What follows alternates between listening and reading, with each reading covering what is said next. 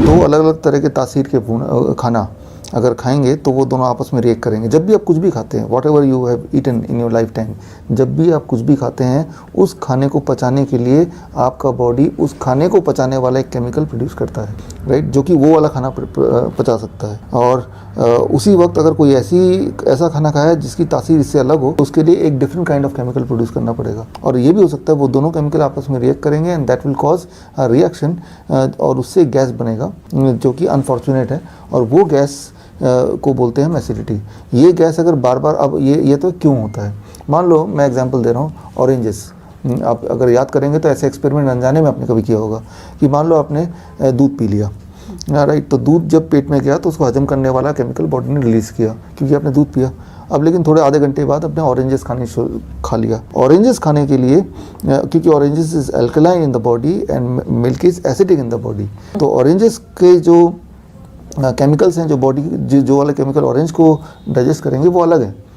तो इस वक्त आपके पेट में दो तरह के केमिकल बॉडी ने प्रोड्यूस कर दिया, स्टमक ने प्रोड्यूस कर दिया। एक तो वो जो एसिडिक फूड को डाइजेस्ट करेगा, फॉर एग्जांपल डेयरी प्रोडक्ट्स, दूसरा वो जो अल्कलाइन फूड को डाइजेस्ट करेगा जैसे कि ऑरेंज। ये दोनों केमिकल आपस में भिड़ गए and that is producing gas, जो गैस के डकारे बोलते हैं या एसिडिटी बोलते हैं, गैस्ट्राइटिस बोलते हैं। और ये वाला गैस अगर बार बार किसी के प्रोड्यूस होता है तो पेट के अंदर वो छोटे छोटे छाले, या वो छोटे छाले धीरे धीरे बड़े छाले बन सकते हैं, और that is what is called acidity. तो ये सीक्वेंस है, एसिडिटी क्या है और क्यों होती है। इसके कॉम्प्लिकेशन बड़े भयानक हो सकते हैं, कॉम्प्लिकेशन में डेथ हो सकता है। कैसे हो सकता है, देखिए पहले तो मैंने बोला कि घाव बन जाते हैं छोटे माइक्रो, वो ऐसे दिखेंगे नहीं लेकिन लेंस से दिखेंगे, इतने छोटे छोटे घाव होते हैं। लेकिन एसिडिटी फिर भी चलती रही, मतलब वो गैस बनता रहा लगातार कुछ महीनों तक, सालों तक। कई लोग होंगे आप में से जो 10 साल 20 साल 30 साल या जब से आप पैदा हुए हैं तब से एसिडिटी के शिकार ही हैं। आपने कभी ऐसा दिन देखा ही नहीं बिना एसिडिटी वाले, ऐसे भी लोग हैं। तो धीरे धीरे इन्फ्लेमेशन जो है, घाव वो बढ़ता जाएगा, बढ़ेगा तो उसका नाम आ जाएगा अल्सर, यानी कि तब ब्लीडिंग होगी, आपके स्टूल से ब्लीडिंग होगी, तो आपको दर्द होगा, तो आप डॉक्टर पास जाएंगे तो बोलेगा अल्सर वर्ड।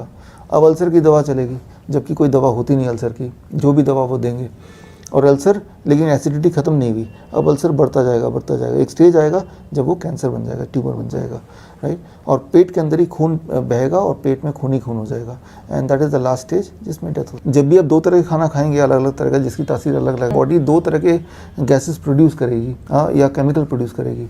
तो दवाई लेने से क्या उनमें से कोई केमिकल प्रोडक्शन कम हो जाएगा? नहीं।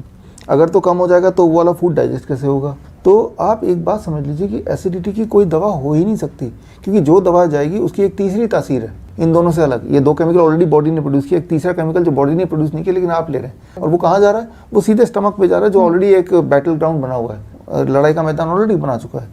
तो एसिडिटी के वक्त आप अगर कोई भी दवा लेते हैं, चाहे वो एसिडिटी को ठीक करने वाली दवा क्यों ना हो, या ऐसा बोला गया इससे ठीक हो जाएगा, अगर तो कोई बोलता है कि इससे ठीक हो जाएगा, तो मान लो कि वो टेम्परेरी रिलीफ दे सकता है at the cost of making you more sick, right. ऐसी कोई एसिडिटी की दवा हो ही नहीं सकती, राइट। तो क्या होगा, धीरे धीरे वो एग्रेवेट करेगा, ठीक है, टेम्परेरी कुछ रिलीफ देगा लेकिन और एग्रेवेट हो जाएगा। तो एसिडिटी के लिए छोटे मोटे दवाई जो लेते हैं, वो छोटे बड़े जो भी दवा लेते हैं या कोई चूरन ले लेते हैं, तो वो नहीं लेना चाहिए, क्योंकि उससे आप अगले स्टेज में प्रोग्रेस हो रहे हैं। अभी इन्फ्लेमेशन था, वो अल्सर की तरफ बढ़ रहे हैं, वो अल्सर था, अब वो कैंसर की तरफ बढ़ रहे हैं। कि जिन चीज़ों से एसिडिटी हो सकती है उन चीज़ों को अवॉइड करना, पहला तो यही सोल्यूशन हुआ।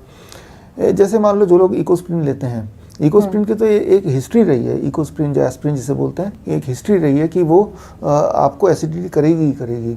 जो लोग एटोर्वास्टैटिन, स्टैटिन वगैरह लेते हैं, उसकी हिस्ट्री रही है, वो आपको एसिडिटी करेगी। इस तरह की काफ़ी सारी दवाइयाँ ऐसी हैं जो which is prone to make you acidic.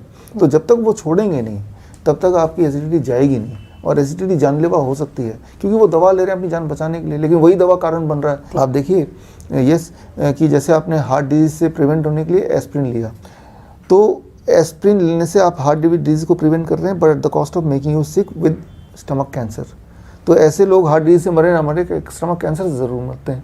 ऐसे लोगों में स्टमक कैंसर से मरने की जो आंकड़े वो बढ़ जाते हैं। तो आपके मरने की पॉसिबिलिटी घटी नहीं दवा लेने से, उल्टा वो बढ़ गई, राइट। एक बीमारी थी पहले, अब दो बीमारी हो गई, एक हार्ट डिजीज तो था ही था, एक कैंसर भी हो गया। क्या करना चाहिए? पहले तो इन दवाइयों से पीछे छुड़ाना चाहिए। अगर मान लो आपने पीछे छुड़ा लिया और एसिडिटी फिर भी नहीं गई, तो उसका सोल्यूशन क्या है? इसका सोल्यूशन क्या है? वो बड़ा ही सिंपल है। इसे हम बोलते हैं 3 स्टेप प्रोटोकॉल, स्टमक प्रोटोकॉल। ये बड़ा इंपॉर्टेंट है। तो उसमें सबसे पहले 24 आवर फास्टिंग, मान लो आपको एसिडिटी है, भयंकर है, सालों साल से है, आप 2-3 दिन में 3 दिन में ठीक होना चाहते हैं, तो सबसे पहले है 24 आवर फास्टिंग, 24 घंटे की फास्टिंग करनी है। कोकोनट वाटर फास्टिंग, कुछ नहीं खाएंगे, कुछ नहीं पिएंगे, नारियल पानी पिएंगे 3-4 ग्लास पूरे दिन भर में। जब पिएंगे तो पानी की तरफ ना पी के एक बार में चाय की तरह धीरे धीरे सिप करके पिएंगे, ताज़ा तो कोकोनट वाटर, ना कि पैक्ड एंड बॉटल्ड, राइट। और उसके अलावा अगर पेट में हल्का हल्का दर्द वगैरह भी है, डिस्कम्फर्ट्स भी है, तो आप अदरक को कूटेंगे, अदरक को कूट के 1 चम्मच जूस निकालेंगे।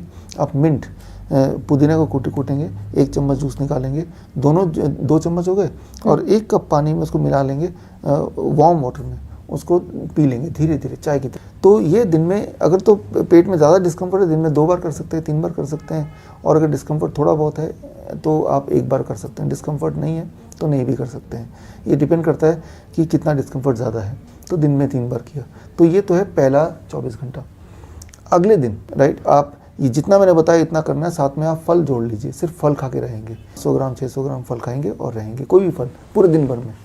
तीसरा दिन फल के अलावा कुछ सब्जियां ले सकते हैं, टमाटर, खीरा, मूली, गाजर, उसको स्टीम कर लेंगे थोड़ा सा, कितना 200-300 ग्राम, और पहले दिन जो खा रहे थे वो भी खाएंगे, फल यानी कि नारियल पानी भी, और साथ में कुछ सब्जी स्टीम करके। ये जो 3 दिन बिताए ना आपने 72 आवर, इसमें बॉडी में 2 चीज़ें हुई।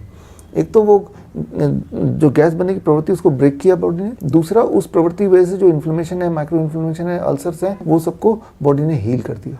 आप बोलेंगे 3 दिन में हील होगा, तो एक बात बताता हूँ मैं, मुंह से लेके आपका कोलोन तक जो एक पूरा एक पाइप है, जैसे पाइप बोलेंगे 36 मीटर का पाइप, बड़ा लंबा पाइप होता है, राइट। अगर उसको पाइप की तरह लगाएं तो वहाँ पे हीलिंग 3 दिन में ही होती है, बड़ी फास्ट होती है, फास्टेस्ट, राइट। लेकिन वो 3 दिन माहौल देना पड़ता है। कौन सा माहौल? जो मैंने अभी बताया। तो आपके लंबी लंबी पुरानी जो बीमारियां हैं वो ठीक हो जाएंगी।